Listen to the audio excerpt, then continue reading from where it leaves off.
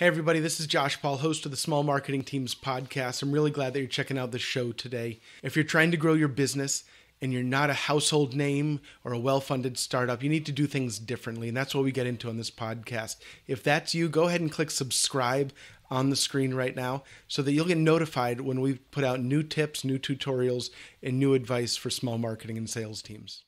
What I'm about to share with you is a secret that may prompt you to stop listening to this podcast.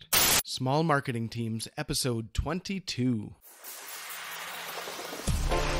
You're listening to the Small Marketing Team Show with Josh Paul, the podcast where you'll learn how to achieve big growth without a big budget.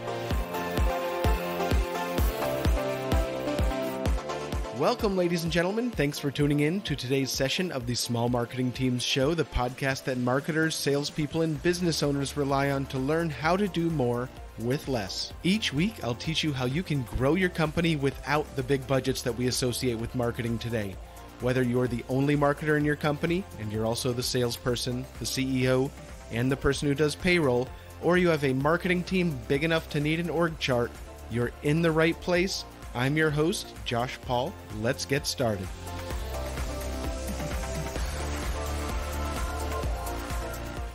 Hello, ladies and gentlemen. Welcome to this episode of the Small Marketing Teams podcast. I'm really glad to have you here. I hope you're having an awesome week and your week's just going to get better from here. What I'm about to share with you is a secret that may prompt you to stop listening to this podcast. So if this is goodbye, it's been a pleasure. I hope you come back someday, but I completely understand. What I'm about to share with you is a secret that may get you to cut the number of the sales and marketing podcasts that you listen to by half.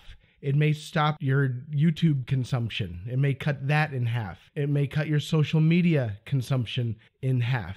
What I'm going to share with you is a productivity hack of some of the best marketers in the world. Let me start with a little story. A couple weeks ago, I was attending a conference called Funnel Hacking Live. It's one of the best marketing and sales conferences on earth. It's 4 days, very intense, very transformational, and at the same time, very tactical. And I've gone several years and come away so excited and so energized and so inspired every year. But this year was different. I was sitting in the room and I could not wait to get out of there. I was very uncomfortable. I was very distracted. I couldn't wait to get back to a laptop. And I thought to myself, I paid a lot of money and took a lot of time out of my month to come to this conference. Why am I reacting this way? Because it was so uncomfortable that I had to dig deep. So as I sat there listening to speaker after speaker, I realized that what I was learning was awesome. It was valuable. It was cutting edge. It was profound. I couldn't wait to execute it. But it wasn't what I needed to learn at that moment. It wasn't going to help me in the next week, in the next month, do what I needed to do. And I was so focused on executing, on getting my campaigns out, on getting my new offers out, getting my new webinar out, that I had trouble accepting and hearing what was being taught to me. So there's this dissonance where I needed to be productive. I needed to execute on my plans, but I was learning something that was going to help me. It was beneficial, but it wasn't what I needed to learn at that moment. So the takeaway here for you is that as a small marketing team, you'll generate better results when you stop learning so much. So I came home from this conference and I cut back on my social media. I cut back on my podcast. I cut back on my book reading. And it has made a tremendous difference in my ability to focus and produce good results and not get distracted, not get off track. A lot of you listening to this today are probably disbelieving what I'm saying or scared to do what I'm asking. We've been taught that you need to continuously learn. You see it on resumes, you see it on job descriptions, you see it touted as something that's really important. And there's some nuance to that a lot of people don't get. When you're continuously learning, that's cutting into your time to be able to process and execute what you're learning. For a lot of small marketing teams, learning is actually an excuse to getting results. So I'm going to give you 3 frames, 3 mindset hacks, 3 tips for how to do this so that it's not so scary. So the first thing you need to know is to only learn the things that you need to know to accomplish your current tasks and strategies at a high level.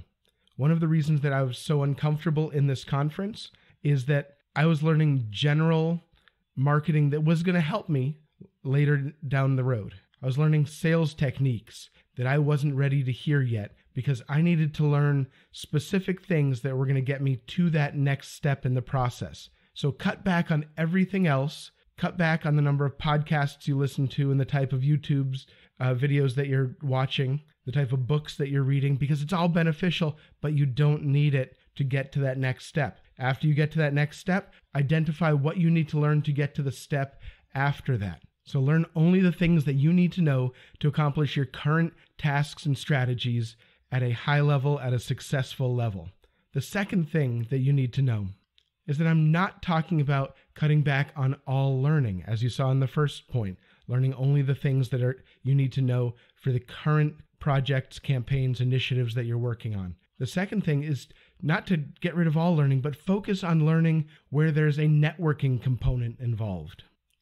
These are things like group-based mentorship programs, or when I go to a HubSpot user group meeting, I'm still learning, and what I'm learning may not be relevant to what I'm working on right now, but there's a networking component that allows me to customize my experience because I can ask questions, I can help other people, I can dive deeper than if I'm just learning, if I'm just consuming marketing and sales educational information. I'm part of a high-end coaching program for marketers and salespeople. It costs me $25,000 a year to be part of this coaching program. And there are about 800 other people in this coaching program across the world. And it just came up for renewal time. And 80% of the people renewed their membership in this coaching program, not because the coaches were great and the lessons were great. It was a combination of everything, but the number one thing that people found that they learned from in all of the different components of this group coaching program was the community, was the network. If they needed to find somebody who was really good at copywriting or find somebody who could help them break through a wall, they could do that. And that's why people pay a lot of money to be in coaching programs like this. And that's the only type of learning that they focus on. When you're part of a small marketing team within a larger company, there's this tension between being an entrepreneur and running fast and playing loose and being part of a larger organization. One of my mentors recently was putting it to me this way. He said, all right, you have the entrepreneur and you have the CEO. The CEO can learn all he wants on a variety of topics because things are going to hit him differently. They're going to inspire him differently. He's going to be able to test things because he has an organization underneath him. The entrepreneur needs to cut out 90% of their learning and education and focus on what they need to learn. The learning will come. You're on a sliding scale as you shift from the entrepreneurial mindset to an organizational mindset. Your level of learning can go up. But if you're a small marketing team that is responsible for generating traffic and leads and qualified leads and sales in large part, and you don't have an organization under you to execute, to be an expert on specific tactics, then you need to scale back your level of learning. So when I say you'll generate better results when you stop learning so much, this is not a forever thing. This is if you're a small marketing team and you have a small sales team and you are responsible for big outcomes, you may need to cut back. And it's okay. I'm giving you permission to cut back on your learning. You're going to be okay because you're going to be learning through experience because you're going to spend more time executing. And as you grow, as your organization grows, as the team around you grows, you're going to be able to layer in additional learning opportunities that are relevant to where you are, where your company is, and what you need to do next. So the third tip for you is that your level of learning can go up as you shift from an entrepreneurial mindset to an organizational mindset. So secret number one is to learn only the things that you need to know to accomplish your current tasks and strategies at a high level. Secret number two is to focus on learning when there's a networking component involved, like a coaching program or a HubSpot user group.